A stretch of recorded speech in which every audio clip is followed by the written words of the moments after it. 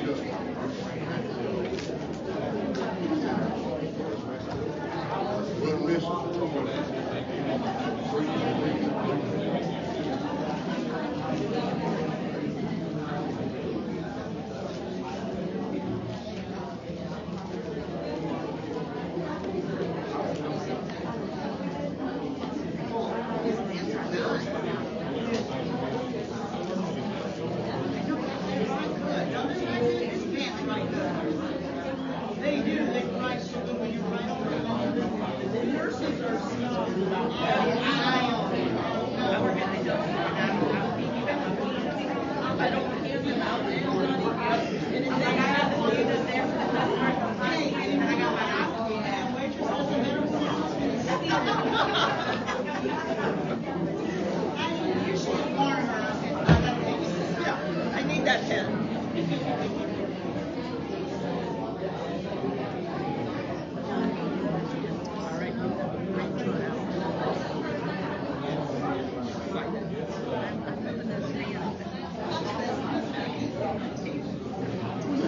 It kind of looks like it's meant to be that way, don't it?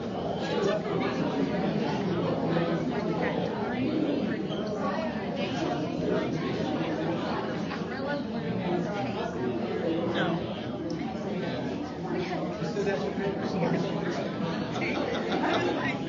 It's like cut a little notch in it and then peel it back. Well, it's not that easy. No. And you don't know how old the tape is. You I don't think know it was what kind of conditions it's been in. You know, it's like, oh. So who is okay. So one judge? Superintendent. Okay, so Okay, superintendent, school board, then I will do county judge. And then I will you've got do property appraiser. Then sheriff. and then county commissioner. Right.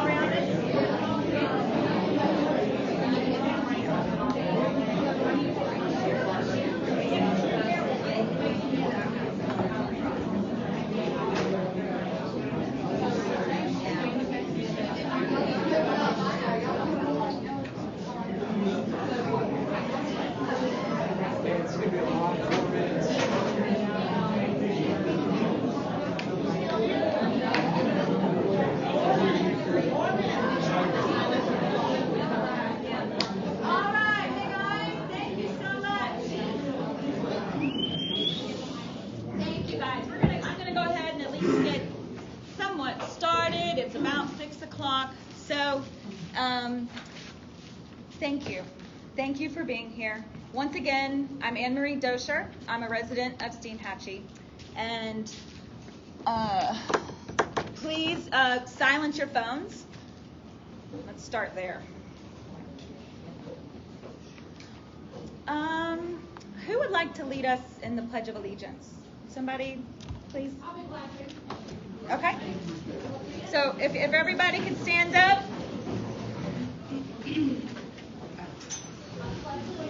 To the flag of the United States of America and to the republic for which it stands, one nation, under God, indivisible, with liberty and justice for all. Now I need to ask if somebody in here would mind saying a prayer. I'll do it. Okay, yes, sir. Gracious Heavenly Father, thank you for this time that we can gather together as a community, Father, and just pray that you would put your hands upon all of our political leaders and just help us do everything that would honor you and honor our community. And these things we ask in your precious name. Amen. Amen. Thank you.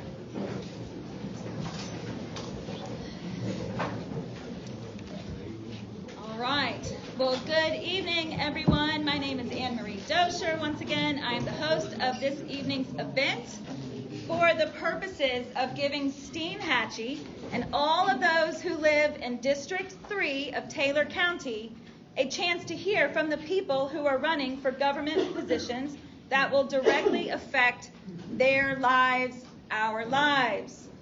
The primary election is August 20th. Is that correct?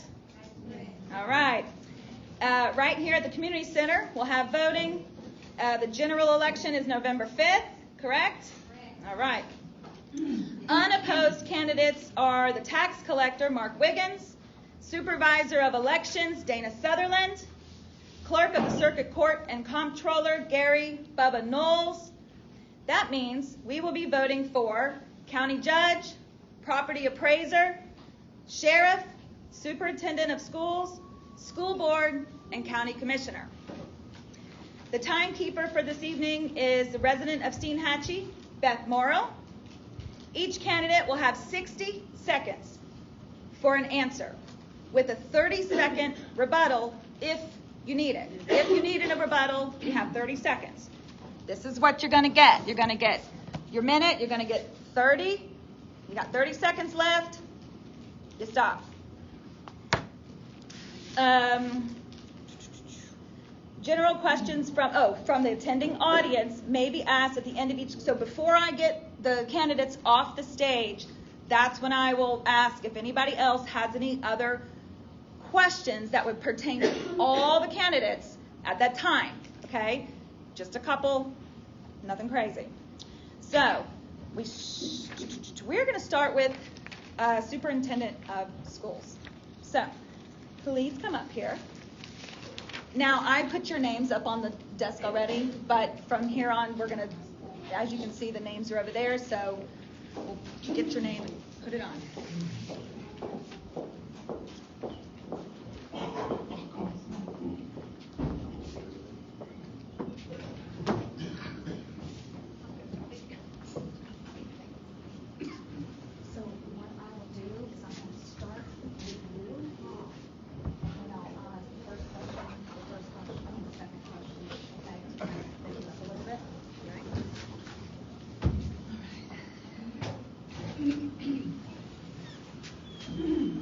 Looks like you're all showing up on Facebook Live there. All right. Hello. Will you please state your name, the area or city in which you live, and the reason you are running for the position of Taylor County Superintendent of Schools? Sure. My name's Alicia Dorp-Shears. Live in Taylor County in Perry, Florida. Higher, okay. And I am the current superintendent of schools. I have been here for 2 years. The reason I'm running is to finish the things that I've started. Finish putting things back in order and to finish the vision that we created to make our schools better. Very good. Moving on, same question. Thank you, Mr. Speaker. Danny Glover, live right here in Perry, Taylor County. And I'm running because I just care about this community. I care about our school system. I have 3 boys that are in our school system, and I just want to make sure they're continuing receiving a quality education and make sure that everybody receives a quality education. I'm born here, raised here, and I love our community, and I don't want to go anywhere else. I want to work in our school district to make a difference. Used to, it was more, of a job, but now we look at this is a mission field for our family. So I want to work with our school district and get back in there and do the best that we can for our kids. Sure. Same question? I'm Reggie Wentworth. I'm a retired teacher. Spent 35 years teaching, coaching in the Taylor County School District. And I'm running for superintendent because I have a lot of pride in this community. Lived here all my life. And I want to see things, our schools, discipline-wise, where people are wanting to put their kids in our schools. I'm wanting to see our teachers and all our employees feel like they're valued, appreciated, and supported. Because I want it to be where teachers are wanting to come be a part of our school, not leaving and going and teaching in other areas. And we can do that. That's my goal. Thank you. Question 2, I'm going to start with you, Mr. Glover. What is your experience with developing and implementing educational programs? So I started as a substitute teacher and worked my way up. So I started there. I've been a teacher, I've been a principal, been a school board member, so a superintendent. So as far as implementing policies and implementing a vision, we did that before. We had a really good vision moving forward, making sure that we had the school district moving in the right direction. We also brought that vision down to Steinhatchee. When we first came in, it was like an F the first year we were there, and we were able to make a huge jump that first year to make an A. And not only did we improve at Steinhatchee, but we improved throughout the entire district. Thank you. I've been in the school system, or was in the school system, for 35 years. I've taught, had the privilege of teaching and being a part of every school in this district other than the primary school. I spent 13 years as a dean, athletic director of the middle school, which is probably the toughest age for students because their hormones are flying, they're changing. Discipline is very tough at that age, and I feel like that we need to make sure that we have a strong, hard line of discipline so that our parents can feel that their kids are coming to our schools in a safe, healthy environment so that they can get the best education possible. Thank you. Would you repeat the question, please? Yes, Make ma'am. sure that I answered appropriately. Yes, ma'am. What is your experience with developing and implementing educational programs? Okay, so educational programs is what we're talking about. So I was a teacher at K-1-2 at Perry Primary for 5 years. I began my career there. When I left there, I transferred to the middle school. I taught reading there and English language arts. When I left there, I went to the middle school and I taught language arts, what we call triple R math, intensive remediation for reading and mathematics. I've also been a team leader, a mentor teacher, and so when we talk about educational programs, what we're really talking about is what did you do with that curriculum? What did you do to make sure those kids had what they needed? And so by serving on different committees and things, I was the one who helped write that curriculum. I was the one who helped write those lesson plans. I was the one who made sure teachers had what they needed. So that's my experience with curriculum. Thank you. Thank you. Question 3, Mr. Wentworth, I'm going to start with you. It has become evident that we have an issue retaining teachers. Now, this is a question that was brought to me.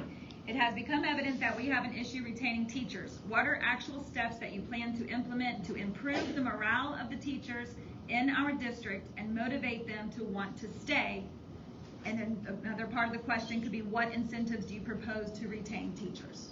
Well, there's 2 issues right now, and one is, the big one is discipline. We've got to make it where our teachers feel supported, valued, and appreciated so that they can do the best possible job that they can do.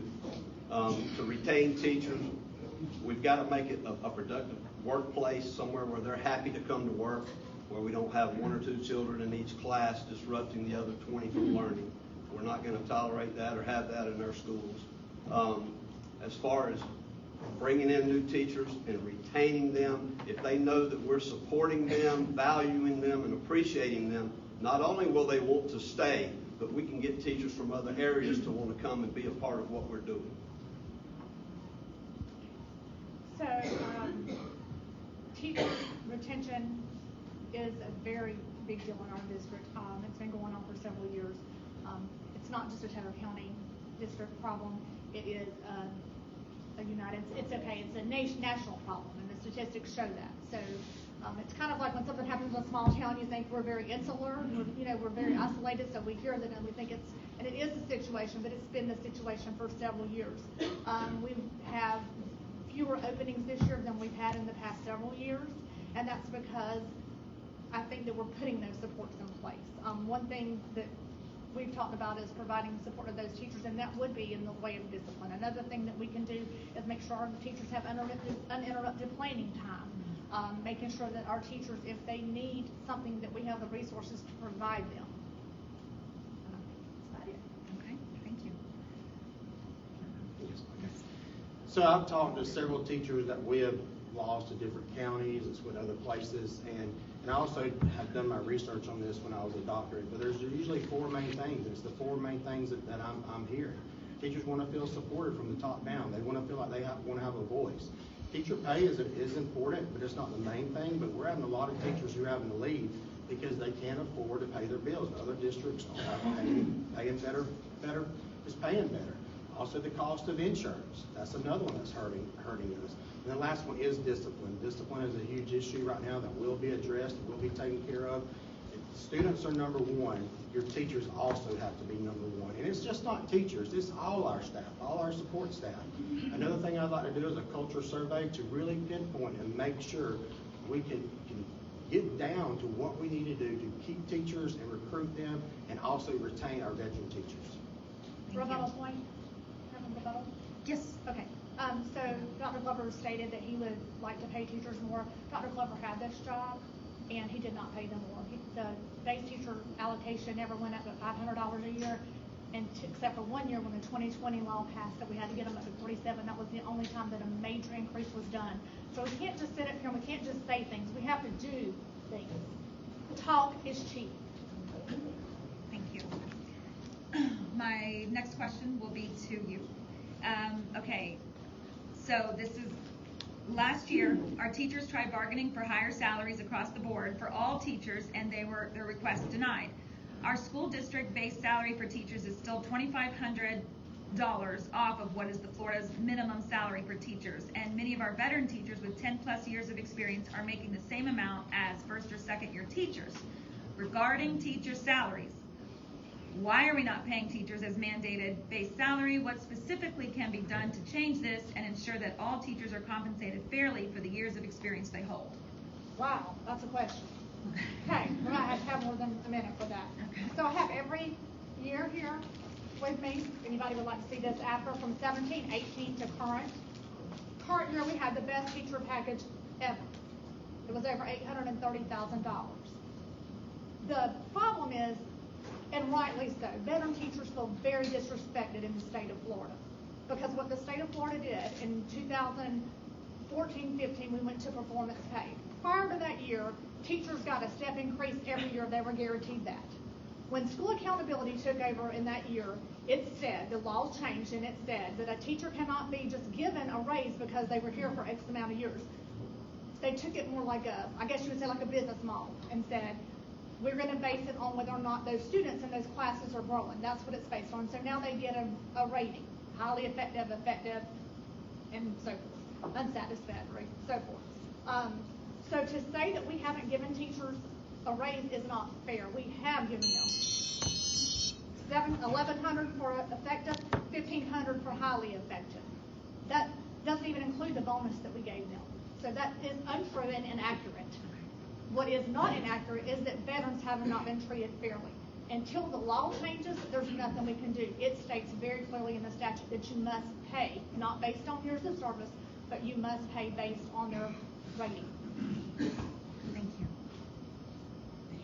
That was good. You want to repeat that question? I'll just repeat the last one. Why, specifically, what can be done to change teachers' pay? What specifically can be done to change this? The fact that they're not getting this was sent to me by a teacher. Okay. okay, so I'm rewording this. What specifically can be done to change this and to ensure that all teachers are compensated fairly and for the years of experience that they hold? That's what's coming up for this, the veteran teachers that are getting paid as the same as beginning teachers. And that is a challenge. I mean, that's a challenge across the state there with the increases. When the increases have came for the beginning teachers, you know, it's catching up with those veteran teachers, and you have an 8 or 10 year teacher who's making the same thing as a veteran teacher, and that is a problem. So, excuse me, we need to look at that. You know, I've been getting texts left and right what COLA's doing, what Gaston County is doing to attract teachers, the bonuses they're giving. You know, I was in Leon County, and I know what the law says, but Leon County did something totally different, and they were across the board to make sure it was trying to be more fair. And so I think we just got to look at other districts. If we got to go to the legislators to try to get something changed, I believe we have the governor, the legislator that will back teachers and will change it, because we can't keep losing our veteran teachers. Point. I have an article that recently came out from the department, about Ron DeSantis and about that very thing. We talked about going to the legislatures. That's not something that's an easy thing to do. We've done that. I've gone and talked to Jason Shope and Corey Simon about those very things. Corey Simon had it put in his bill last year, and it was rejected. To do that, to be able to pay teachers more based on their, go back and let it be paid based on their, so that we don't have that compression, because compression is what has happened. However, that is a process, and that bill was taken out. It was not approved this year. I'd like to get some more information about Absolutely. that bill. Yes, ma'am. Have it all right. Thank you. Mr. Whitmer? Yes, I understand the state mandates where our beginning teacher salaries are, and I know it's a big issue among our veteran teachers as to how you've been here 10, 12, 15 years and you're barely making even a beginning teacher. That's an area that we definitely need to try to correct, try to work on fixing. I don't know what the answer is for that at the moment, because basically it comes down to funding. You only have so much money, and we have to pay our beginning teachers what the state mandates for us to pay, and we're not quite there yet for beginning teachers as to where they want us to be. But that's an area that we've really got to work hard on trying to correct, because it's certainly not fair in the world of business. You wouldn't want to work beside somebody that's been there a month and you've been there 10 years and you're making the same amount of money. It's a hard pill to swallow. So we've got to look at that and work as hard as we can to correct that in the best ways possible, but it's all about funding. Yes, sir. Thank you. I believe I'm starting with you, Mr. Glover. So, discipline issues.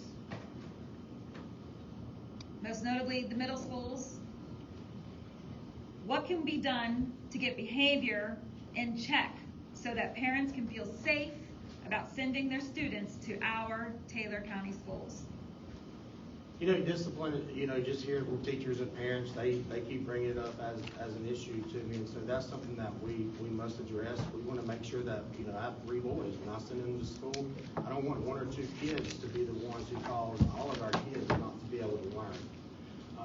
Being in 2 different districts has helped me to kind of understand, to see different avenues that we can take with discipline. First one is mental health, trying to catch these students while they are young, trying to find out what is it that's making them misbehave. So let's try to find that and address that early on to correct that behavior as they go on. Because we all know when a kid hits high school, it's hard to change that behavior. But working with the teachers and making sure that the teacher does, you know, send the student out, that student is held accountable for their actions, because we want to make sure that all kids can learn, and teachers want that. Discipline issues have been a part of our school system for many years. I spent 13 years as a dean of students at the middle school, so I understand that age group, and it's very difficult. But the bottom line is we've got to draw a line in the sand, and we've got to let these parents in this community understand that their kids are coming to school to get an education. I'd like to create an alternative setting for these habitual offenders in the classroom, because it's not fair for 1 or 2 to keep 20 from getting an education. Parents in our community want to know that their kids are coming to school in a safe, healthy environment that's conducive to learning. And that's what I want to strive for in our community. Thank you. So one of the things that, this is not my wish list, this is what's actually happened. So this past summer, went through with my deans, actually we just got finished wrapping it up, and we have looked at our discipline policy. And one of the things that I feel like is so important is to have a uniform discipline policy, so that whatever's happening in teacher A's classroom and is an offense or not appropriate is the same thing happening in the teacher's classroom next door. So many times we are all over the place and we don't speak a common language. So first of all, we've got to have some uniform policies and procedures. That's what we've worked on this year. We've taken a lot of things out of codes out that weren't being used. We've defined things for teachers, especially new teachers that need to understand the difference between failure to follow rules and being disrespectful, for example. So uniform discipline policy is the first thing to start with. Then we have to talk about providing these new teachers and perhaps some other teachers that we are struggling, some classroom discipline and management professional development. The most important thing we can teach, though, is prevention and providing mental health services. Thank you. Thank you. Okay. Our district receives funding based on the number of students enrolled, and thus losing those students loses funding for our district, correct? Yes? Steinhatchee School is the only school that continuously performs at an A level. I was going to give Mr. Bray a woohoo if he was here. So what are your plans to motivate parents of Steinhatchee School students to stay in our district past the 5th grade rather than going to another district for middle or high school? Because that seems to be the issue right now. Obviously, we'd love for all of them to come to our schools in Taylor County, and how are we going to do that? By simply what we've just got through discussing. Disciplined, certified teachers, make our schools to where they want to send their children to us to teach.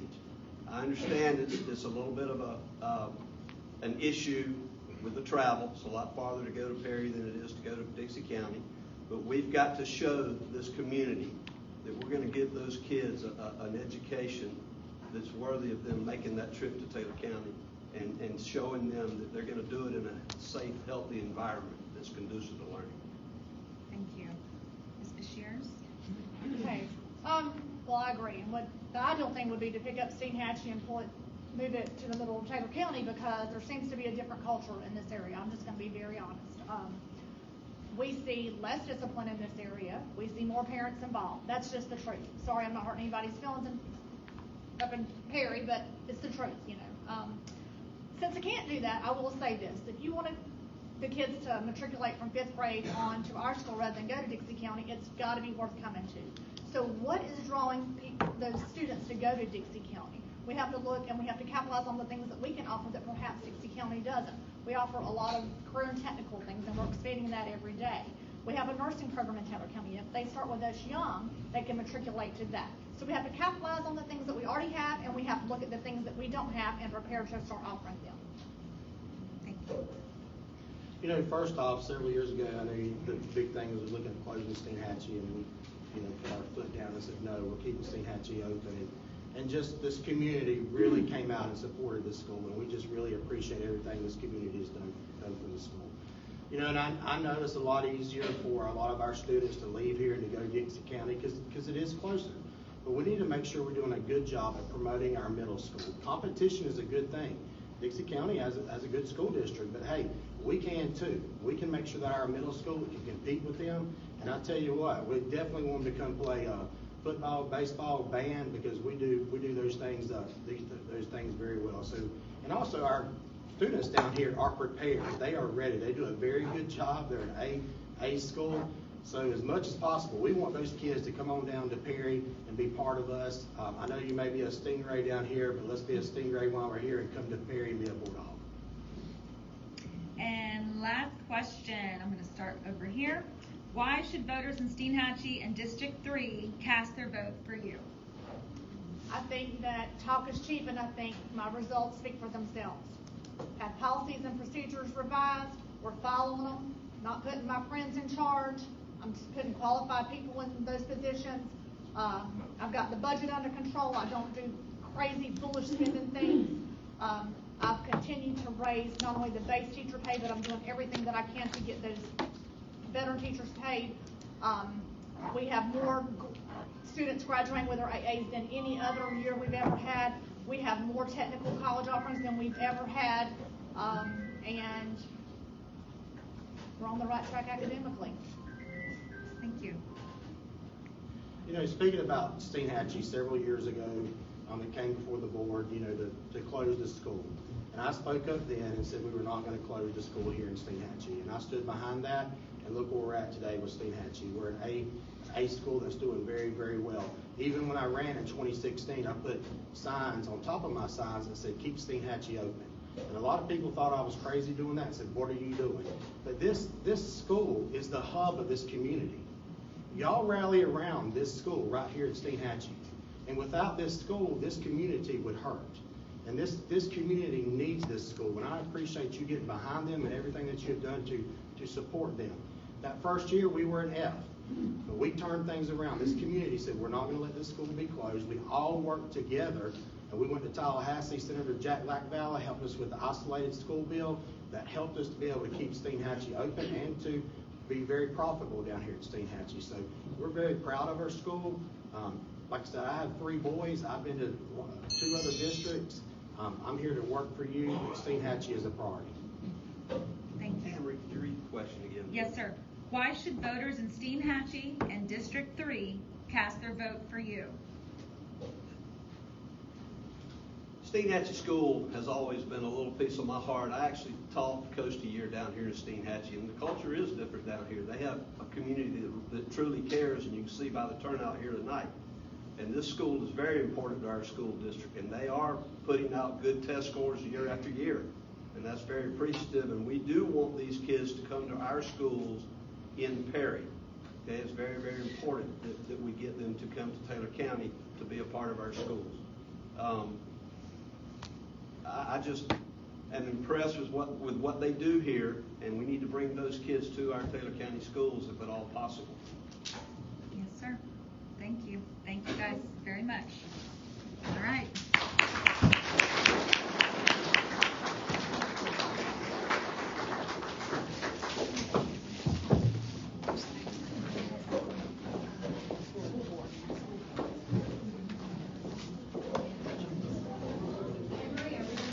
School board, what's that?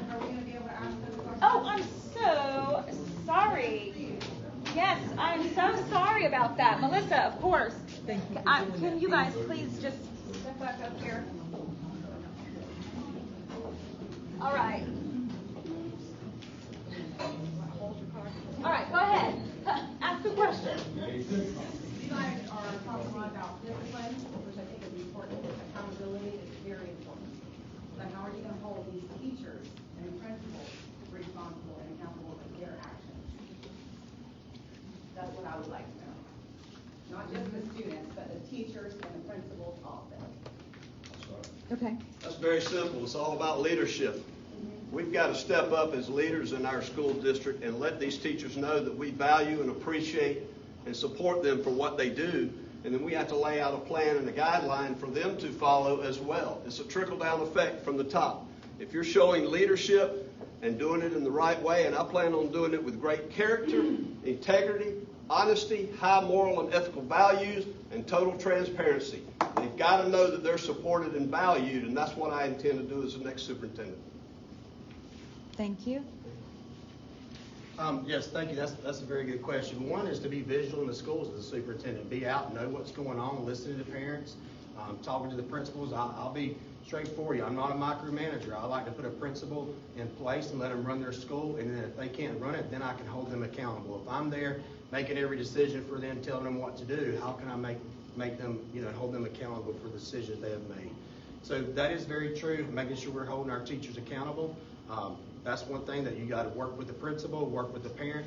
Everybody come together and work together, but we want to make sure that our teachers are doing what they're supposed to do. And that goes back to hiring highly qualified teachers who are certified to do what we have asked them to do, to educate our kids to the best of their ability. Thank you. Thanks. I think with great power comes great responsibility. So there's a way, a proper way to report things. Unfortunately, since I've been superintendent, I've had to let some teachers go.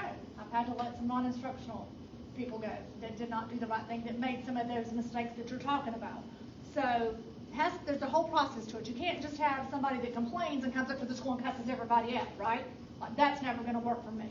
But if it's a true complaint and the teacher's really doing something wrong or that administrator's really doing something wrong, then we'll follow the proper procedures and we'll take care of it every time. Thank you. Thank you. Thank you. Jim? Yeah, those of us who've been here a long time, we remember when the school was an F. In fact, it was a minus F. But the part of that reason was, and everybody who's been here that really looks in the mirror knows that half of every student, either the dad or the mom, was in jail. Things have changed.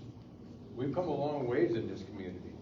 Okay, so there's been a lot of new people. We were new back all those years ago, and but I think that every one of you folks is probably very sincere about what you want to do. But please just keep up the good work, no matter who gets this job. Thank you all. I don't think there's any fear for Steinhatchee closing. Nobody. That is not on anybody's radar. I want to make sure you all understand that. The comment was made. We have no intention. This is like the best school in the district. Why would anybody want to close it? We're not Madison County. We have good common sense here. We have one more. We have one question here. I have a question. I don't even know who I need to address this to. But yesterday, WCTV had reported that Jefferson and Taylor County votes were marked as incomplete, meaning Yes, on ma'am. their grades. Sure. Yes, ma'am. Would you like me to tell you why? Yes. Yes, ma'am. No problem. We're in the process of appeals. This happened before, back in 2017, I believe, when a couple of the schools did not test 95% of their students. So that's what happened. So one of the requirements to even get a school grade is you have to test 95% of the population.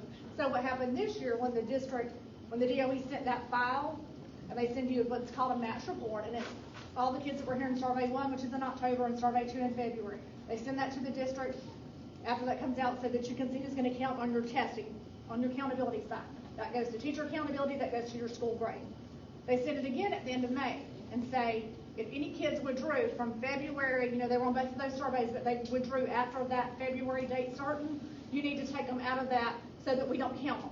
Otherwise, they would go in your denominator, but they wouldn't be testing, so you would have like a 0 out of whatever, you know what I mean? So you wouldn't get credit for them.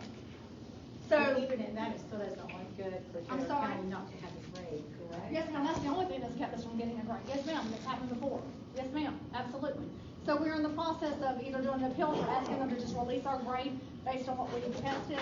I actually have somebody with me that worked on it, I think, the day before yesterday, all day with the principal and with the MIS director.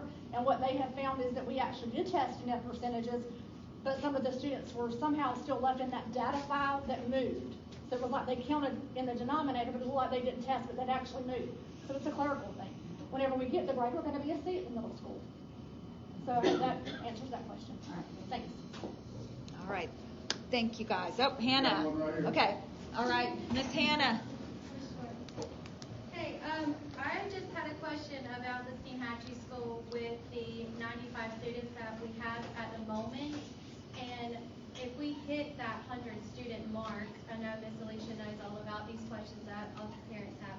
If we hit that 100 student mark and we lose our isolated school grant, what would be each of your plans to go in the future with the growth of Steinhatchee what it is? We keep hearing that, oh, it's not new families moving to town, it's just retirees moving to town, and it's kind of getting old at this point because a lot of us are moving back down here. I've been in Nashville for 12 years. I brought in 3 kids into this school.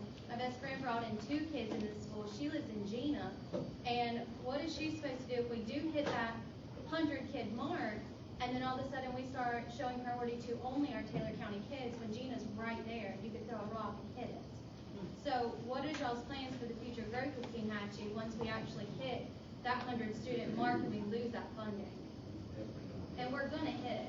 I would be surprised if we didn't hit it by January, honestly. Are you guys good with standing? Do you want to? Thinking about this for a long time. Okay. So first of all, that's a good problem to have. It wasn't too long ago that we 75, 80 kids. So to be approaching that 100 number, that's a good thing. That means we're growing down here. So Actually had a conversation today with Levy County because they're also part of the isolated school bill. And Senator Jack Blackfellow was very good to us. He called me probably twice a week to keep me informed about the school isolated bill just for Steinhatchee that was written. I thought at the time we were going with 125 kids, and then it actually ended up being 100. But at the time, we were just so thankful that we had the bill go through for our Steinhatchee. So Levy County, what I found out today, they have the high school bill, but it only covers 9 through 12. They don't get any extra funding for K through 8. So talking with them today, they're kind of experiencing possibly the same thing. So we would want to go back, team up with them. I think that'll help us teaming up with them to going back to our legislators and saying, hey, can we up this number a little bit? Because we know we're going to get there. It's coming. So by us teaming up, working together with them, I think we could get it rewritten to make sure we receive that extra funding. Yes, sir. Sharon? Well, I was gonna I've been working on it. gonna wrap it around. Okay, so, have been working on this for a while. And it is a shame when that bill was passed that we didn't do it the way Levy County did, because what Levy County did was a little more, it was a smarter move the way they did it. They said, we want to have this isolated funding, please give it to us, but only count our 9 through 12 students. That was genius, right? So what we should have done, and I know hindsight's 20/20, and we were just excited to be able to keep Steinhatchee open, but what we did was we said K-5. So anything in that K-5 cell is going to count towards your 100. If you go over the 100, you're going to lose the whole pot. It's an all or nothing thing, guys. You got to have at least 28. And you got to have at least 28 and no more than 100. So Ms. Curry's asked what's going to happen as we continue to grow. Well, one thing we've never done, Ms. Curry, is we've never followed the statute. So as we're looking at things, and I tried to explain this, but not maybe it was lost in translation. We have to look at class size, right? Steinhatchee School, y'all been there, right? It's a small school. It was never meant to be a K-12 school. It's a K-8 school. So what I'm not going to do is I'm not going to sit up here and lie to you about what I can and can't do. If we lose that funding, that school has to be able to sustain itself. Right now, that school could not sustain itself. You're going to have such an influx of people that it would be possible. We're losing money next year. You can't build onto that school, give your teachers raises, and take all the bad kids and put them in some other school. It can't happen. So the only thing that you can do is go back to the senators, the legislators, go back to Corey Simon, go back to Jason Sheff, everybody that's in our area now, and ask them to revisit that and see if they would do the same thing that they did for Levy County and protect just K-5.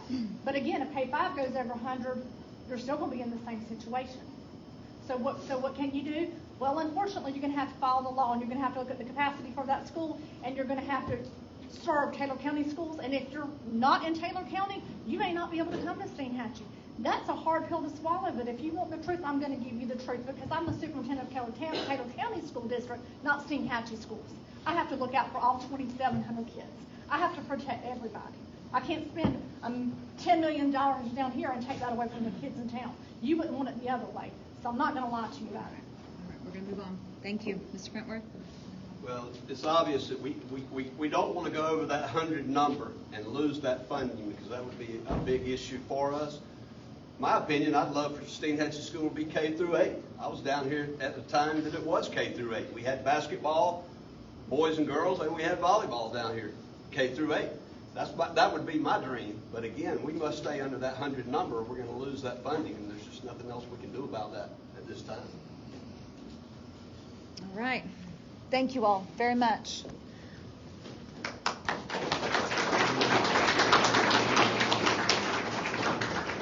All right, we're going to have school board, please.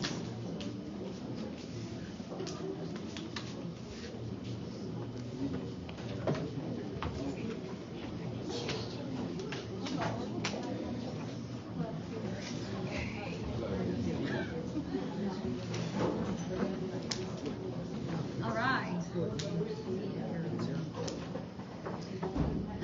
Hello. All right, we're gonna, everybody ready? Okay, will you please state your name? I'm gonna start here.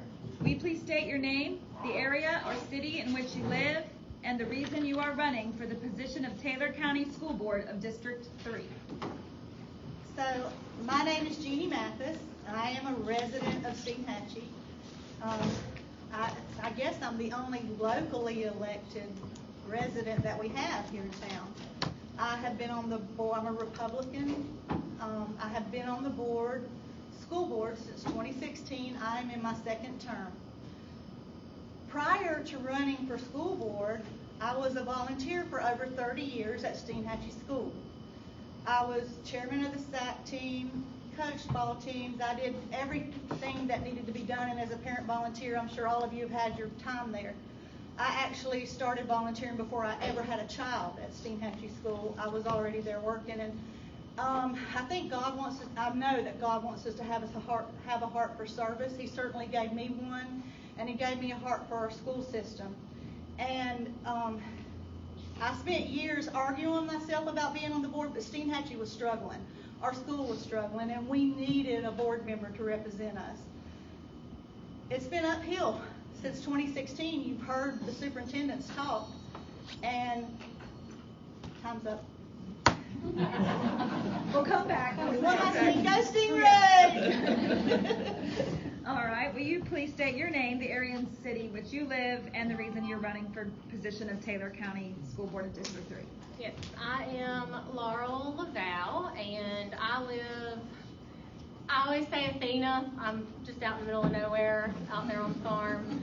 I have 2 kids in the school system, and we love Taylor County. You know, we've always had, honestly, we've had good experiences in the Taylor County school system up until this year, and my daughter was really struggling, and we were considering moving her to another school, and I just don't want to do that. I love Taylor County. I've lived here my whole life. I went to school here. I volunteered in the schools also before I had kids. Some of you may be familiar with the Tag Art program that was started through the tax collector's office. I started that program. That was well before I had kids. I did Ag Literacy Day. I've gone and read to the kids in the schools. I coach soccer, softball. I mean, I've done all the things. I love children. I love being a part of their growth. I love being a part of their education. Thank you. That was fast. Thank you. Okay. I'm going to start with you. Where does the loyalty of a school board member ultimately lie? With the kids. Absolutely, 100% with the kids. They come first. And our teachers are important. Our teachers are struggling right now. You know, because I decided to run, one of the big things that I wanted to do was get even more involved with the schools and see what was going on. You know, what are the teachers having to deal with, for lack of a better term. I hate using that when you talk about kids, because you don't deal with kids. You know, you love kids. And our teachers, they love our students, and they want what's best for our students too. But you know, we have to be able to provide what's best for our teachers so that they can in turn provide what's best for our students. So yes, students are priority, but we have to put our teachers up there too. Thank you. All right, same question. Repeat it for me. Where does the loyalty of a school board member ultimately lie? With the students, 100%. And if I've never voted, not one single time, without following whatever was before me all the way through the chain to the seat that the child's sitting on in a classroom. So, and when people come to us and they want new policy established, the best way to get to any board member's heart is to help them follow that and show them where it's going to make the child have a better educational experience in our district. So 100%. And you know, I just want to say about the teachers, our teachers need all the support they can get. But the day-to-day operations of the district are the job of the superintendent. It is not the job of a board member to ever interject themselves into the day-to-day operations. In other words, the relationship that the teacher has in the district, we are not their employer. We're not their boss, I guess I should say. Their administrators are the boss. The superintendent is the boss. It's their job, not ours. I would like to. Sure, 30 seconds. I understand that. I understand that, you know, at the end of the day, that your job as a school board member is to make policies.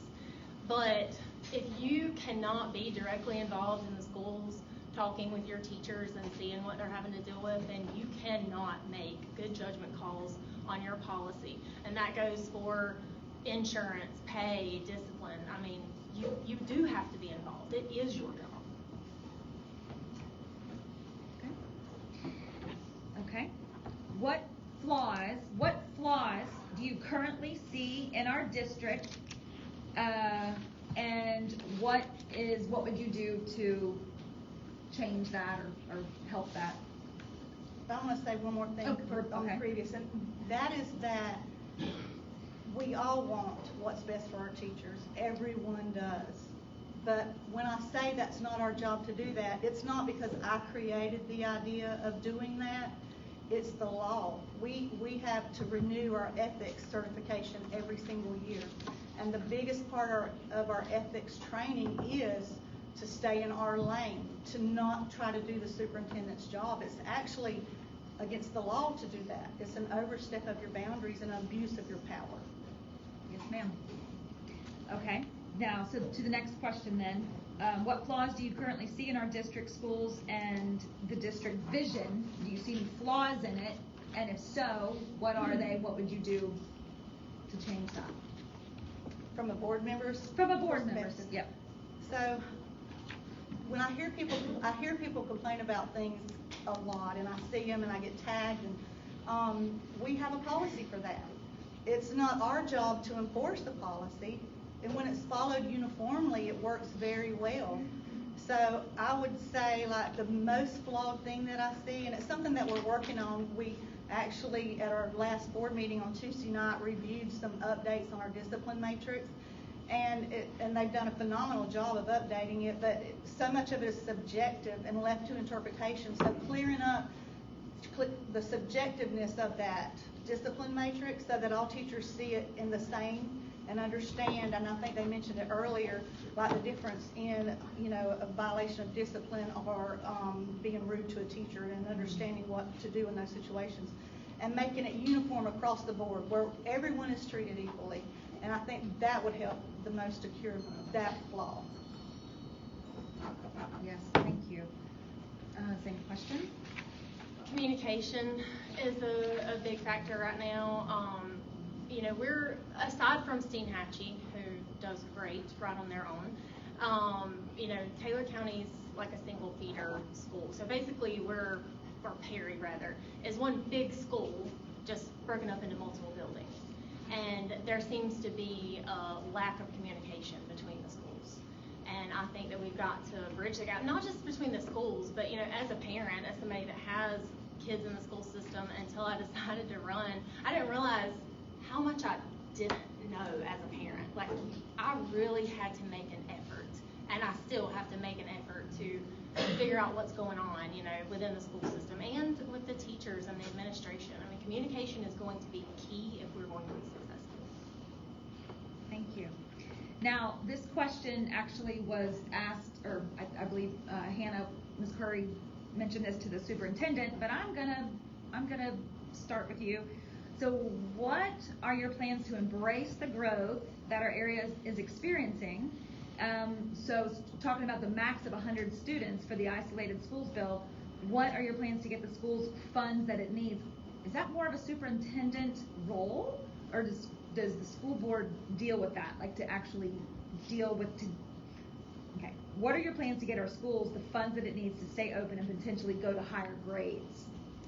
That's going to be legislature. Yeah. I mean, you're going to have to go to the legislature and try to get more funding. I mean, Alicia's right. I mean, if they go over 100 students, they lose that funding, and then they have to close. And I do not want to see. Nobody wants to see that. Nobody in Taylor County wants to see that. Steinhatchee does phenomenal.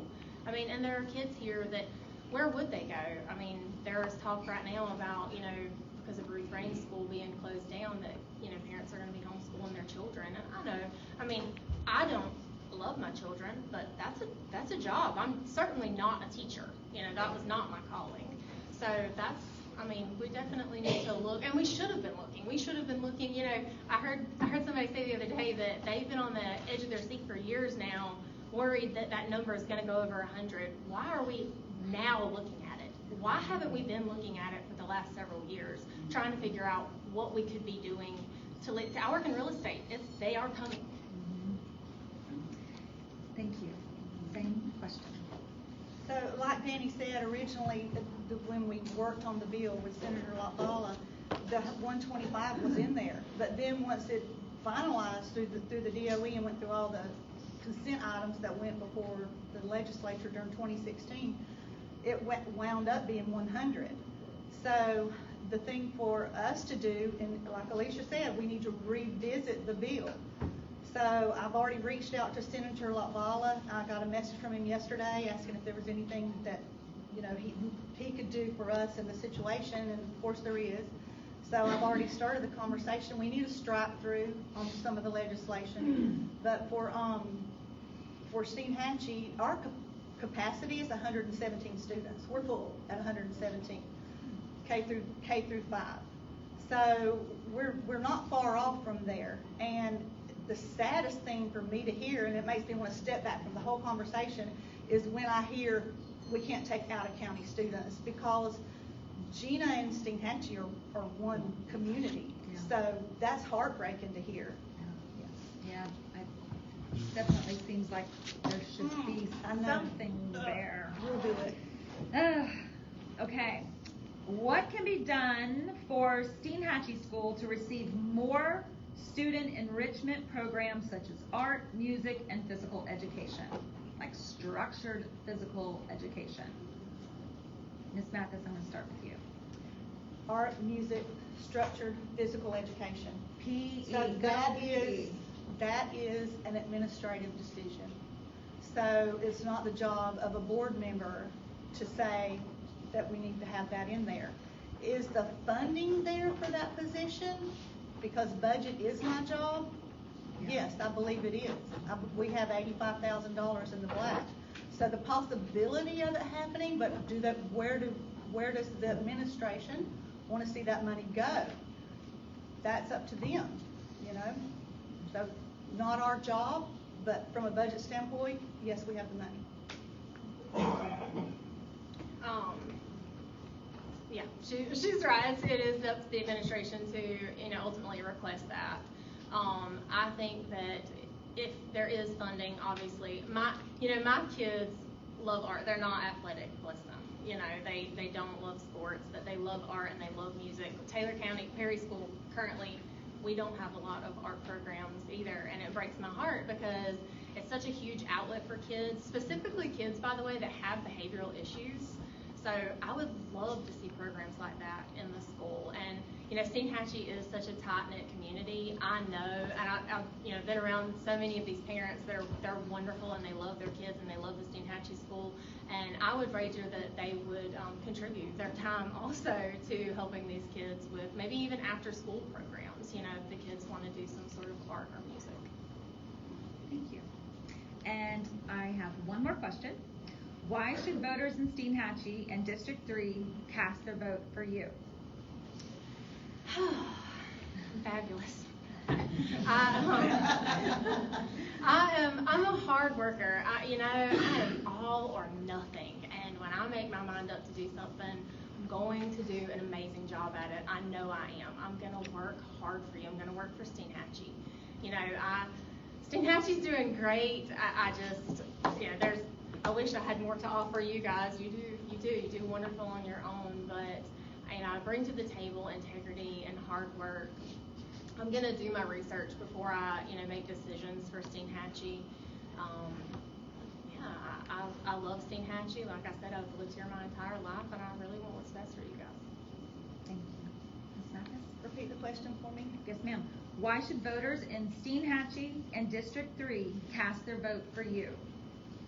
So, on the school board in the past 8 years, I have a really fantastic record of protecting District 3. I'm an absolute warrior for Steinhatchee School.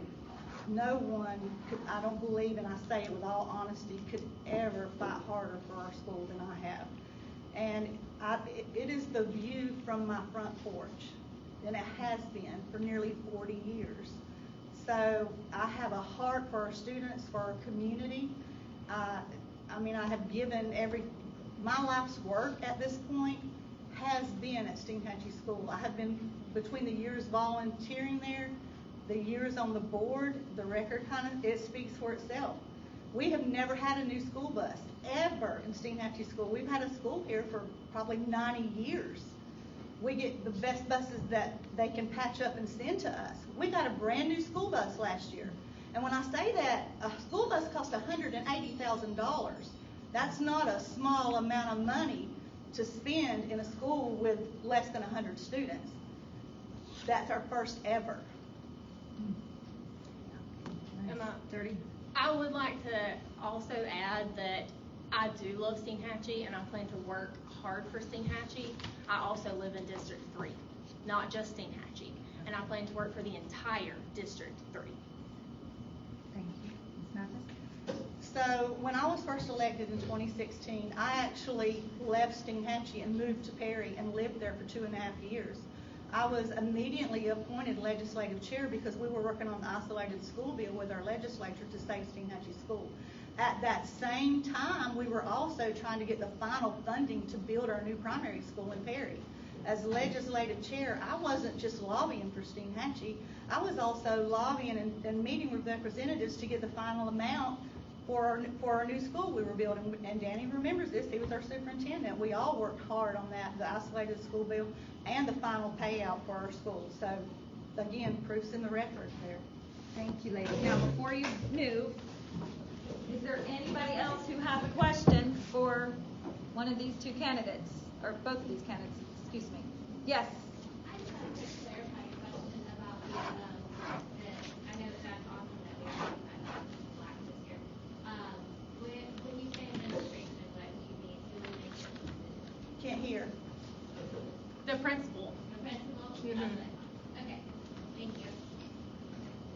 And that, I will say, because that was another question that was for supervisors, kind of, because of time, it was on here, but it is important, and it was for the superintendents, it kind of came up again, but about the art, music, and STEM.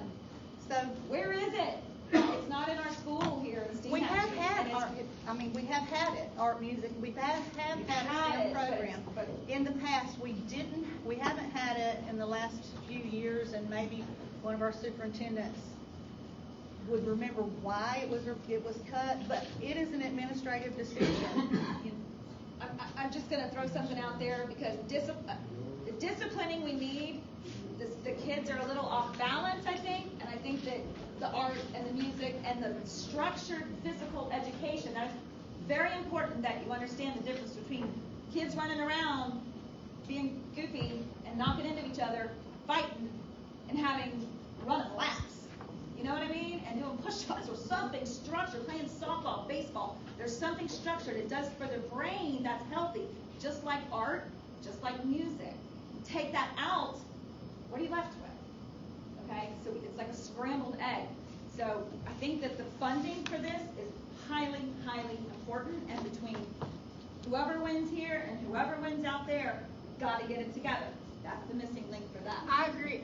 You would not believe how many of our students love art and music that don't have the opportunity now to do a lot of those things. My kids being one of them. So absolutely. So, if I could, We've already spoken to Jenny about that, about adding somebody next year. I've already put, when we did that thing, we got $85,000, we said that, Jenny's already in the process. right, I listened to you, you told me, and I don't know that it'll be full-time, but we're definitely gonna get something in. So I'm sorry, I wouldn't interrupt, but you said that was gonna be five, or in her paper, or five? No, but also, for those of you who know me, you also know that I do the Grinch play with our kids nearly every year to every other year. I wrote the script. I've done it for 14 years. Our Grinch, Todd Mitchell, if you've never, I invite every one of you in here to come see the play. You will not believe our kids, and our Grinch is phenomenal. He was in his 20s when I first asked him to be the Grinch. And so our last year that we did it, he said, Miss Jeannie, I am 40-something now.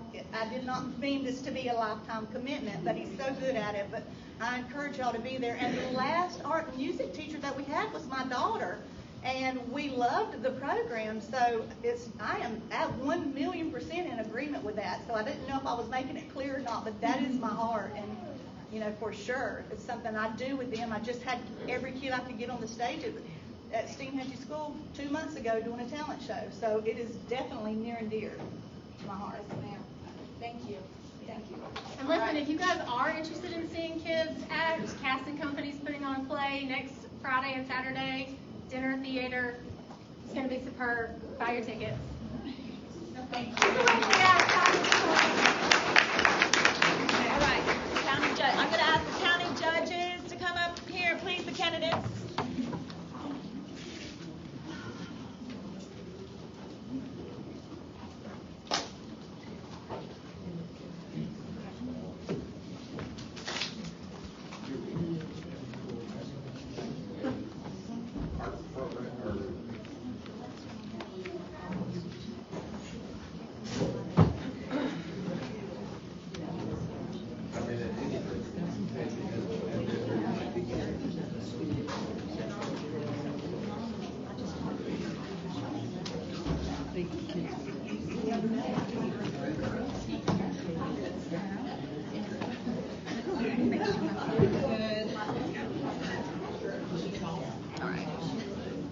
Okay, county judges.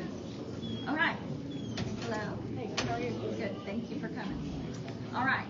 Ms. Ball, we're going to start with you. Will you please state your name, the area or city in which you live, and the reason you are running for the position of Taylor County Judge? Okay. I'm Angela M. Ball. I live right on Jefferson Street in downtown Perry. I've been there 35 years. When I relocated to Perry, I chose to come there. I'm not from Perry. Grew up in the Washington, D.C. area. This is a little different, but I love it. I've been here this long. I've practiced in many diverse areas. I am the only local attorney that routinely practices in federal court. I have handled criminal cases from both sides as a defense attorney and as a prosecutor, and I am fully capable of handling all the responsibilities of this position. Thank you. Mr. Blue? Hello. I live about 3 blocks north of her, about a block from the courthouse. I've got 34 years legal experience. I was a qualified circuit civil mediator, qualified Florida Supreme Court arbitrator, a hearing officer. I've been your county judge for the last 12 years. It's a 7-day-a-week job. If someone is arrested, they're going to have a hearing the next day. I've been doing it. I enjoy it. I think my work ethic speaks for itself. I've been to 50% of your homes already this election cycle. I will have been to about 5,000 voters' homes by the time we get to the early voting. So I ask for your vote on August 20th. Thank you. The next question is for you. What is your most significant contribution to the legal profession? Showing up and doing your job. As I said, it's 7 days a week. I've been appointed by the Florida Supreme Court to the Court Interpreters Certification Board. I served a term on it. I used that opportunity to have some of the forms that we use translated into Spanish, because now we have a lot of Spanish defendants, particularly in criminal traffic court, driving while license suspended. I have gone to churches and civic organizations to talk about things the court needs. I had a meeting where we brought together many of the area churches in the county together with service providers to help provide services or to educate our church leaders as to the services that are available for their constituents.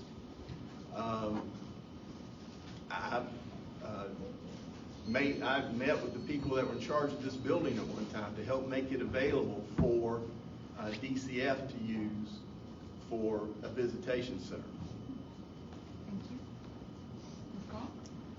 I think my work with the Guardian Ad Litem program, advocating for children who are in the child welfare system, I would say is the best contribution and the type of practice that I've had. Those kids are yanked from their parents' homes through no fault of their own. They're placed in foster care, and by representing that agency, I've been instrumental in those cases and ensuring that those children are cared for and their positions in court are advocated for. And many of those children, like one of the gentlemen said, come from these broken homes, and we can't fix all that, in the court system. But in dealing with those children, that is very rewarding, and it has been a very positive part of my practice, and I've done it for many years. Thank you. To you. Do you think the court system is working, or do you believe the civil or criminal justice system is breaking down? Well, everything can use improvement. There are procedures that certainly can be improved. I think in large part we have the best court system in the world, and I still think that way, despite the deficiencies that people hear of or you read about on the news. Locally, there I think could be improvement. Judge Blue mentioned work ethic. I too work 7 days a week. I practice out of my house. I probably have the shortest commute of anybody in this room. And I work all hours of the day and night, and always have. And I think that I will bring that work ethic to the judge's office. I will be there every day. I'm approachable, relatable. People that know me approach me in Walmart or wherever I might be. Thank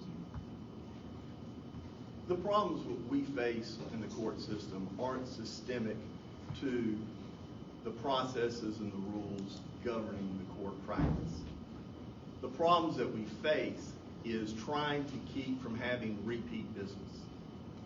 And a lot of that is a failure of funding from the legislature for programs that are beyond the court's purview.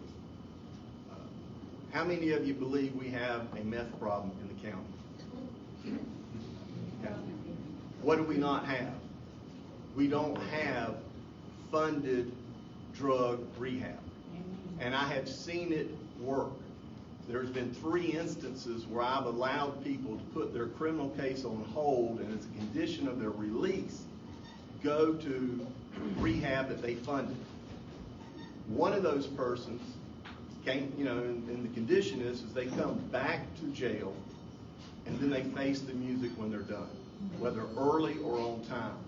And one of those persons was a very good success story. She is now remarried, she has kids, she has a job, she's a productive member of society. Very good. Thank you. Mr. Blue, what factors are considered in granting and setting bail amounts for defendants? What do you believe is the primary considerations? What factors are considered in granting and setting bail amounts for defendants? Okay, we typically refer to them as bond. But what we're looking at is what are their ties to the community? Do we believe they're going to come back to court? That's the real issue. Are they coming back to court? But we also look at things like the severity of the crime.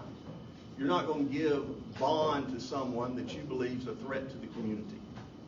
So you're not going to treat someone with driving while license suspended as the same as you would a murderer. Do they have ties to the community? Are they local? Will they return to court? What's the severity of crime? Those are the things that you look at. Setting bond, however, is different with every judge. It's somewhat of an art, more so than a science. We can look at the same factors and come up with different numbers. Thank you.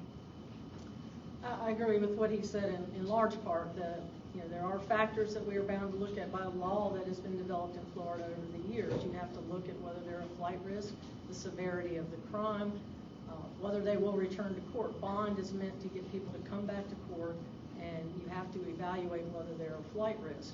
A factor that should not be addressed at a bond hearing is who you are, your relationship to others in the system, your last name, or how much money you have.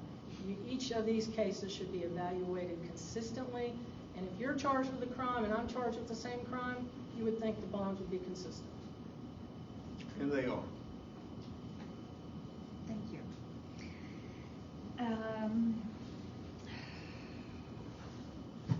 have one more question. Does anybody else have a question? No? Yes? I know that as a judge, you have to follow law. But I was wondering how you feel about a law that you might find would be in conflict with the Constitution. I don't know if you know a whole lot about the Constitution. Well, I'm sure you do.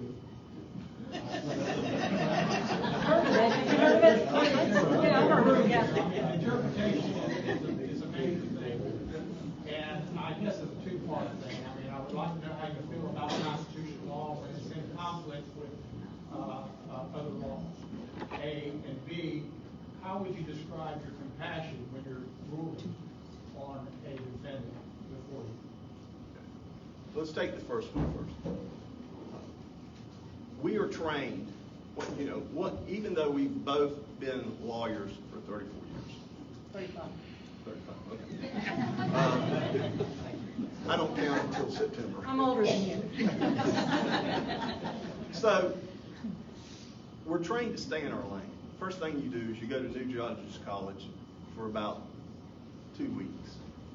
And the one thing that you have to resist, because you're used to being in court, and you're wanting to object when you hear a lawyer ask an improper question, or something else like that. And they tell you, look, you're not a lawyer anymore. You're on the other side of the bench. You stay in your lane.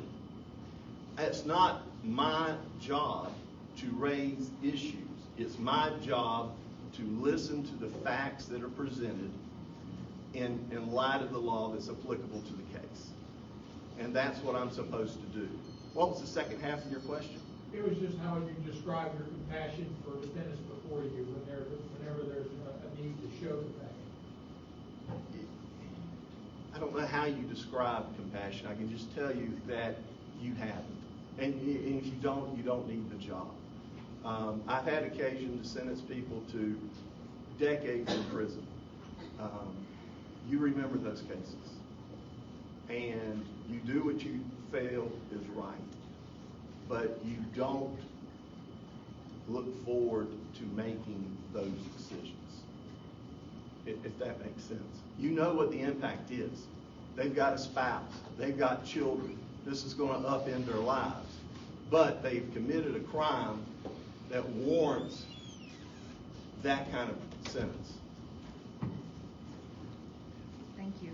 I think I remember. I'll try, and you can correct me if I get off track here. In county court, you're not making interpretations to the Constitution. However, the constitutional guarantees permeate every facet of the law. So when you're doing first appearance, that defendant in front of you has a right to a lawyer.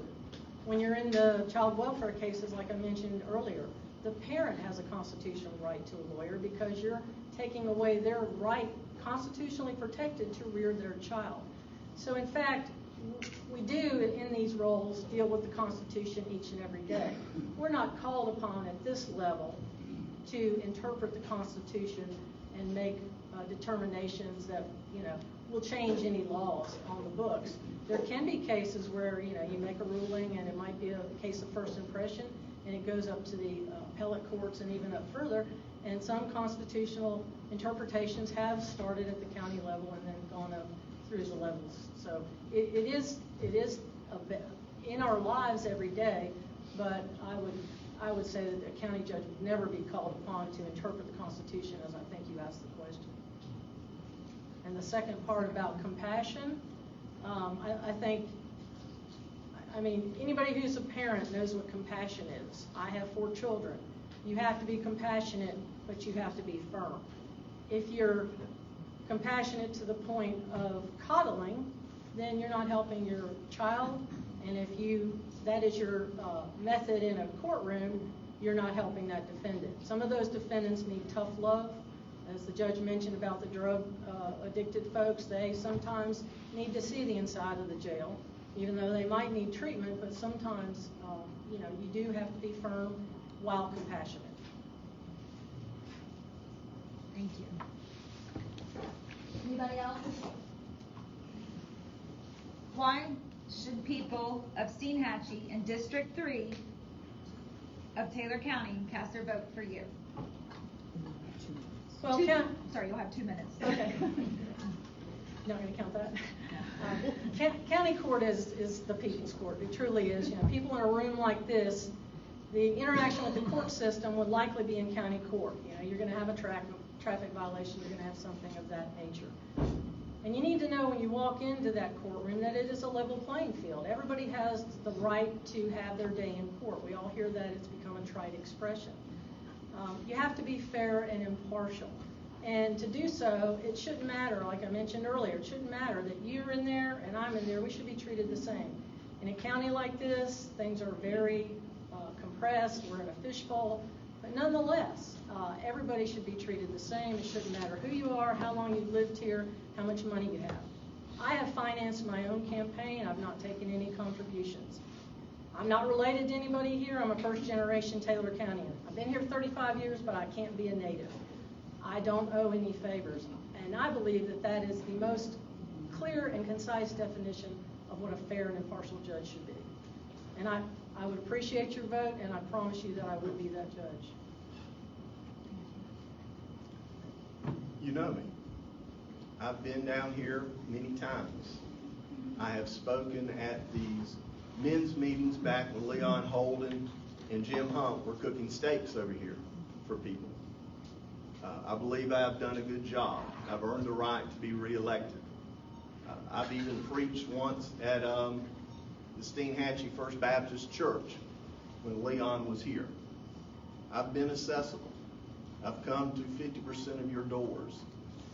Those of you that are here, that live here, you've probably seen me come to your door. I do have donors. She does too. She's got 6 on her list. My donors, one of them's known me since I was 12 years old. One's known me since I was in high school. One's known me since I was 20 years old. I'm from here. People know me. It's not a sin. I ask for your vote on August 20th. Thank you. Thank you. Thank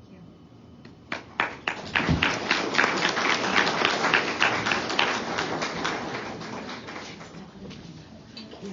All right, at this time, we call the property appraiser candidates.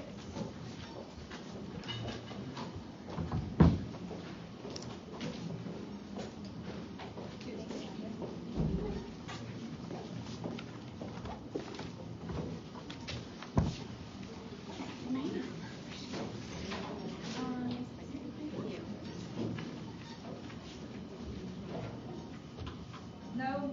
Nikki? No? Should be quick. Okay. All right. Thank you, ma'am. Yes, ma'am.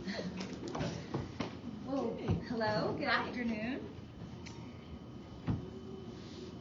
Can you please state your name, the area or city in which you live, and the reason you are running for the position of Taylor County Property Appraiser?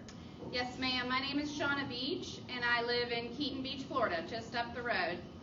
And I'm running for property appraiser because it is my passion. I live, eat, and breathe being your property appraiser. I enjoy it, and I want to continue the good work that we have started. I was elected in 2020, and I have spent over 16 years working in the property appraiser's office. And I'm a certified Florida appraiser, and I truly enjoy serving this county and its people. So yes, that's why I'm running. Thank you. Well, what is your experience assessing real estate? Yeah. And are you experienced in assessing commercial as well as residential properties? Absolutely. So, like I said, I started at the property appraiser's office about 16 years ago, and I started as the receptionist. And I worked in I moved towards tangible personal property, which for anyone that doesn't know that is the equipment that is assessed for each business in the county. So, and that was a pretty big thing because we've got a lot of companies got a lot of equipment here in our county that really sustain part of that revenue. And then went to exemptions and became an exemption specialist. And let's see, budget, bookkeeping, you name it, pretty much any aspect of the office I've done. But it has been quite a journey, and I've enjoyed building the customer service rapport in the office as well. So I have a lot of, especially in Steinhatchee, a lot of people have moved from other counties and come to our county, and they walk in and we greet them with smiles, and we say, what can we help you with? And they're like, where am I? This is, in other counties where I'm from or other states, this is not how we're usually greeted, But that's my policy. It's customer service. I am here to serve the people. That's what we are here to do. And it's funny, at the day I got elected, ever since I fill out a form, like the other day I filled out a daycare form and it said, your employer. Every time I say the people of Taylor County, because we must, as elected officials, remember that every single time. And yes, that's part of my experience is being in the office every day, having people walk in, being able to educate them, and it's been a joy. Thank you. How would you keep up with the latest trends and regulations in the appraisal industry? Okay, so we are bound by the Florida statutes and the rules by the Department of Revenue when we assess property, especially on a mass scale. So when we have these qualified sales, especially in Steinhatchee, these qualified sales is how we come up with our assessments. I can't just say, oh, this is what I would like this assessment, this value to be on someone's property. Absolutely not. If that was the case for me at Keaton Beach, it would be a whole other subject, because especially us on the coast, Steinhatchee, Keaton Beach, Cedar Island, Dark Island, those real estate markets in the last couple of years have absolutely boomed. And we take those qualified sales and come up with those values in order to get our tax roll approved. Someone asked me the other day, they said, well, what would happen if that tax roll didn't get approved and you didn't follow those statutes and you just put whatever value you wanted to on all this property? Well, they being the Department of Revenue, would deny my tax roll. And when that happens, we would lose our homesteads and we would lose our Save Our Homes values. And all of our taxes would go up exponentially. So that is kind of where that value comes from and how I must abide by those statutes in my valuation. This question might come with that. What steps do you take, would you take to ensure your appraisals are accurate and reflect current market values? Absolutely. So we go through each sale. Every single sale that goes through is recorded in the clerk of court's office. It's sent to our office. We then review it. We send letters and make sure that it was a fair market value. So it was a fair exchange. So it was maybe on the open market for a certain number of days, that there wasn't any maybe underlying sale items that might have gone through that would have kind of changed that sale and made it unqualified sale. So we do a lot of research, and then we gather up those sales per market areas. And of course, we wouldn't value the same property that's on the river that's an interior lot. We have to go through each market area and meticulously look through those sales and make it as fair as possible. Is there ever a concern, like the cap of some sort? Like, do you see an area, this is just kind of off the cuff, like, do you see an area, like Steinhatchee, and at some point, is there a red flag that says, whoa, this has gotten a little, meaning people here can't really afford homes right now. People that are living here are having a hard time affording stable homes. So how does that work? When does it stop? Like, when does that, That's a great question. So Steinhatchee is a perfect example. So a lot of people are coming to Steinhatchee and paying astronomical prices for these homes. For the people that have a homestead exemption, your property your taxable value cannot increase over 3% every year, which helps you maintain the same taxes that you had the year before.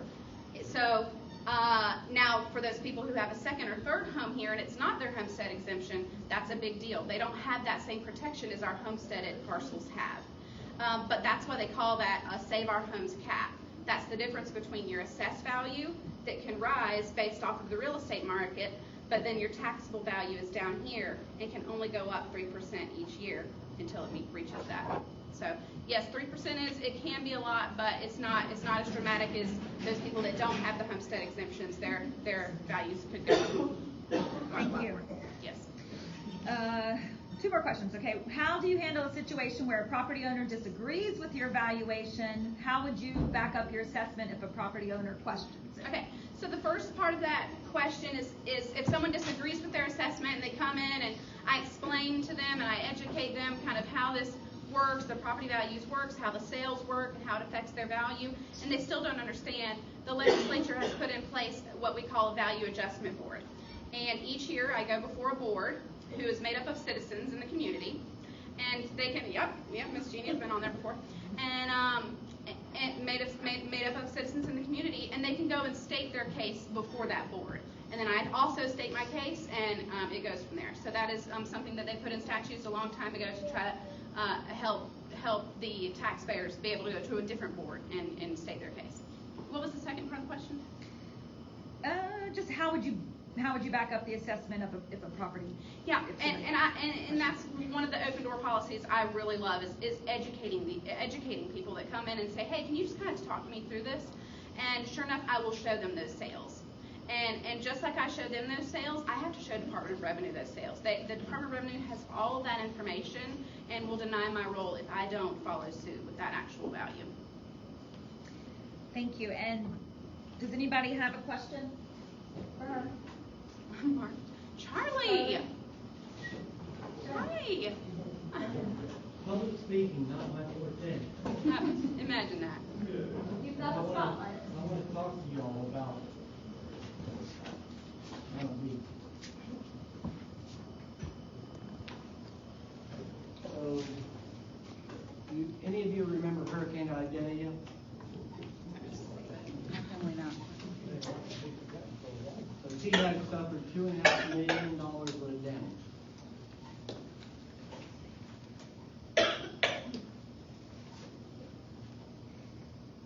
And in the following days after Idalia, there was only one person that answered her call every time I called.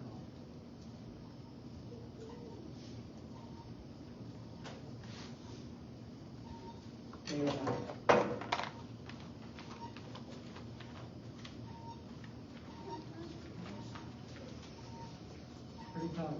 Yeah, she's the best. She's been there for us. She didn't have all the answers. But she directed me in the path I needed to go. Thank you, Charlie. Thank you. That means a lot. I really meant what I said.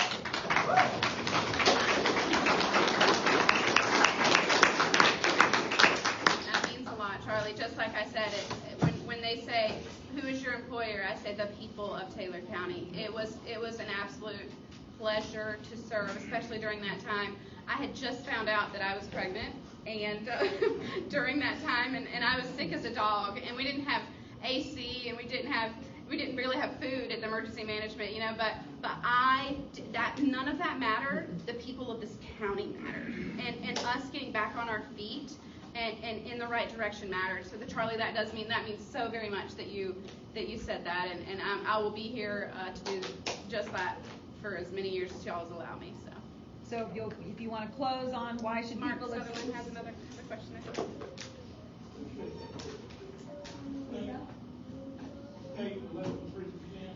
Yes, the legislature sets that cap. Yes, sir. So for the non-homestead parcels, that cap, that 10% cap, and a little bit of information too, that 10% cap is not included in schools.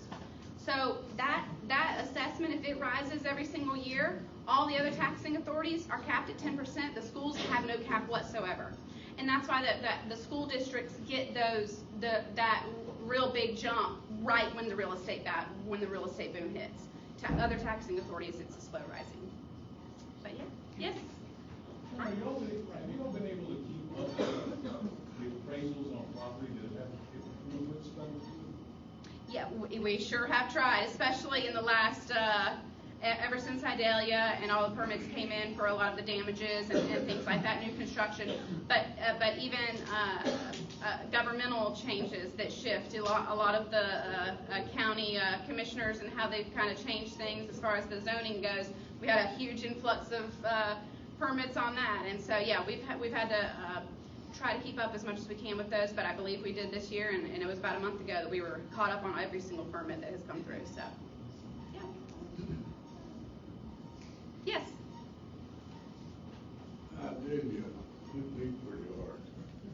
I had a large garage that a huge pine tree fell on and rendered it practically useless. And a guest house that is useless. So those are on my tax, but they're practically useless now. So.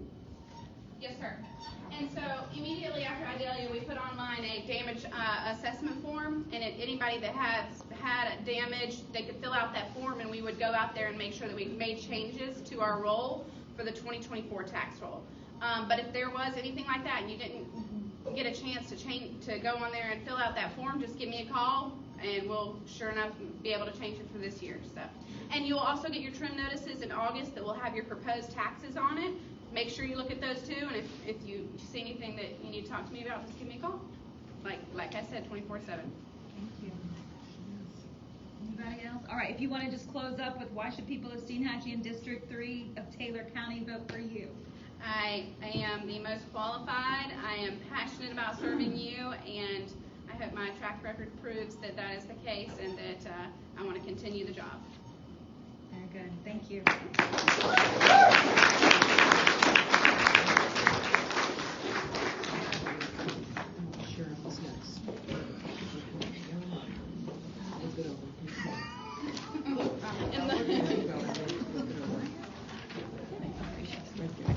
All right, thank you. If we can call sheriff candidates.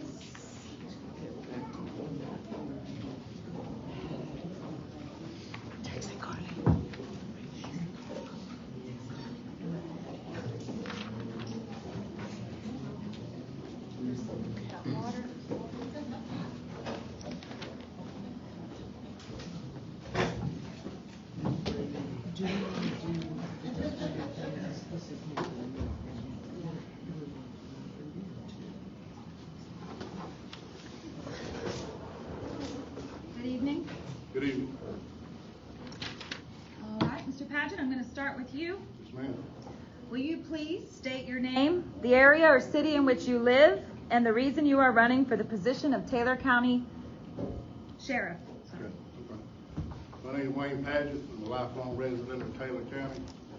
Prior to running for sheriff back in 2016, when I was elected, I was an 8-year deputy. I have a compassion for Steinhatchee. I always have. Many of you seen me when I was on patrol, and I tried to make a good deputy, so one day I'd make you a good sheriff. So I'm going to ask you to vote for me. If we want change over experience, then don't vote for me. But I've been here, I'm going to be here, and I'm going to stay by your side. I stuck up for Steinhatchee on several different occasions. So I'm asking you to vote for me, and let's keep what we got going. Thank you. Same question. Will you please state your name, the area or city in which you live, and the reason you are running for the position of Taylor County Sheriff? Yes, ma'am. I'm Eric Sadler. I live out on the Wright Road north of Perry. And the reason why I want Steinhatchee to vote for me, I'm sorry. I'm trying to get ahead of myself. I apologize. Okay. Ask the question again. That's all right. I'm sorry. No, and that's okay. The reason you're running. Give us the reason you're running for sheriff. The reason why I'm running for sheriff is because that I think God has something in store for me, because I prayed on it and He spoke to me, and that I needed to run for this office, that I have something in store to change, make it good. I'm here for the community. I'm a community man. Everybody would get into what my field is, what I've done before, but I'm here for you, not for me. I'm here for the community. I love the community. I love the kids. I will be involved with the community. I will be around. Y'all will see me. So, you want change? Vote me. Thank you. All right. question 2, Mr. Sadler, is actually going to start with you. Yes, ma'am. What qualifies you to be sheriff, and why are you the best person for the job? Yes, ma'am. What qualifies me as be sheriff speaks for itself. I got 22 years with the Florida Department of Corrections. I worked many roles inside the gates. I worked with youthful offenders. When I started with the prison, I was a drill instructor. Also, I worked dorms. I worked with people. I instructed people what to do. I've been a yard officer. I even worked in the kitchen. That tells you how much I was dedicated to my job. Also, I worked the outside work squad. I had 10 inmates. 2007, I was promoted to sergeant. I worked in the control room, the nerve center of Taylor CI. Okay, that's where all the phone calls, all the radio traffic. 2011, I became K9 sergeant. I took over. I got over 300 captures of fleeing subjects. I got over 100 missing children, and I got over 50 of missing elderly and elderly with dementia. So that speaks for itself. Thank you. Thank you. Any questions? I started back in 2006 as a patrol deputy, like I told you a while ago. I made it my business when I got my law enforcement certificate. I made it my business when I went to work with the Taylor County Sheriff's Office to learn everything I possibly could learn about the Sheriff's Office. Dispatch, the jail, investigations, civil department. Every aspect of the Sheriff's Department, I made it my business to learn. And I learned it. I learned the budget. I helped with the budget. I took the time to apply myself because I knew one day that I was going to run for sheriff. And that's what I needed. I needed a law enforcement experience to be able to run the Taylor County Sheriff's Office. So my background has been construction. I went into law enforcement, and now I am the incumbent of the Sheriff's Office. And I'm going to run again, and I'm going to run again. So Thank you. vote for me, appreciate it. All right, we're going to start with you on this question. What do you think is the #1 thing that needs to change at the Sheriff's Department, and how would you change it? Well, if you're going to make a change, it's going to take money. Everything we do has doubled in our organization. I don't need to change anything right now. What we want to do right now is we want to focus on maintaining, because we've lost 2 major employers out of our county, and it's going to affect us a couple of years down the road. Maybe not next year. I'm hoping not next year. But I want to focus on not changing, just maintaining, staying where we at, keeping the law enforcement officer down in Steinhatchee as much as we possibly can. I built the senior, not the senior center, the deputy center over here by the school, and I put that in there out of our budget for us to use. Shauna uses it on Friday. Danny uses it, and then what we need to do is, it's my vision of that to be able for you in Taylor County, Steinhatchee, to pull up on a golf cart and buy your tag for your vehicle right out of that facility. So we've got a facility, we just got to get it maintained and get. Thank you. All right, Mr. Sadler, do you need me to read it? Yes, ma'am, please. What do you think is the #1 thing that needs to change at the Sheriff's Department, and how would you change it? Probably leadership. I'm that man. I'm going to be out in the front line with everybody. I'm going to lead by example. Also, the building down here has not been used. I'm going to make it my business to make sure that it is up and operable for the community, for your tags, for what needs you need. I'm going to make it my business. Okay? I'm here for the community, and I'm going to lead by example.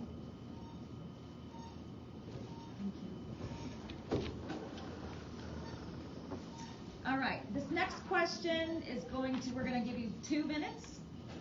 Mr. Sadler, we're going to start with you. What are your plans on combating the growing meth, heroin, and fentanyl issues in Steinhatchee? It's funny you asked that question. First of all, we're going to have public safety. Public safety and the community safety is the utmost first thing on my list. Second of all is prevention. Prevention is increasing officer patrol, allowing more deputy down here.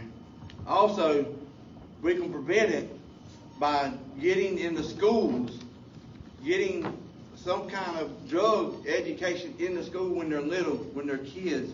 Let's get it going back in the schools.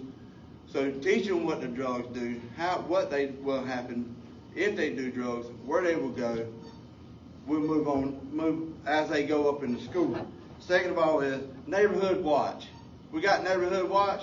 That's helping out a lot. Getting your community involved, what's going on around their place. I know a lot of people, I've talked to a lot of people here in Steinhatchee.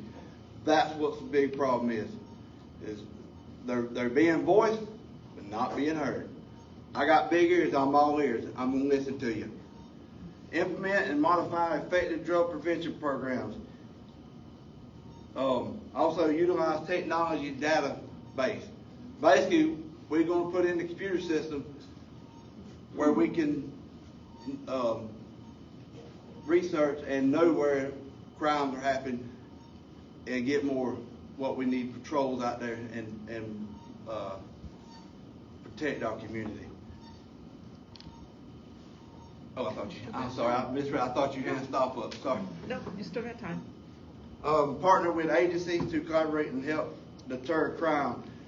It takes more than one person. If we work as a team, we can successfully reduce the crime rate.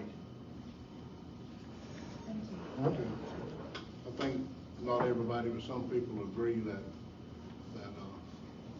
after I took office in 2016, we worked diligently to help try to clean up Steinhatchee for a drug problem. Are you going to clean it up? No, you ain't going to get rid of all of it.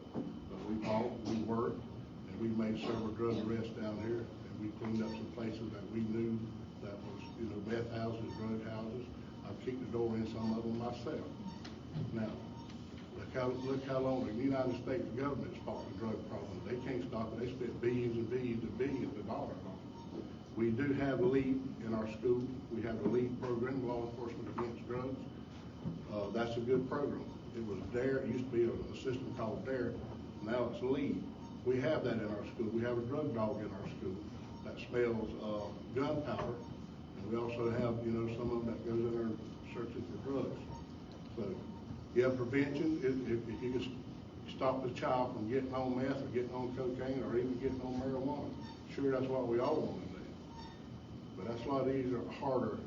It's not easy. It's harder than what you think it is. So we fought it as hard as we can fight it. But what we have to fight it with, we're going to continue to fight it. And we do all that the law allows us to do.